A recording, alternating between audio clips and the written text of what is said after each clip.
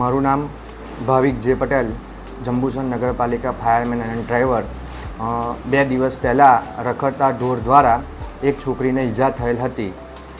તેને ધ્યાનમાં લઈ જંબુસર નગરપાલિકા પ્રમુખ અને મુખ્ય અધિકારી દ્વારા મૌખિક સૂચના આપ્યા બાદ ગઈકાલ રોજ રાત્રિના 4 ગાય પકડી રાત્રે પાંજરાપોળ ભરૂચ ખાતે મોકલવામાં આવેલ હતી.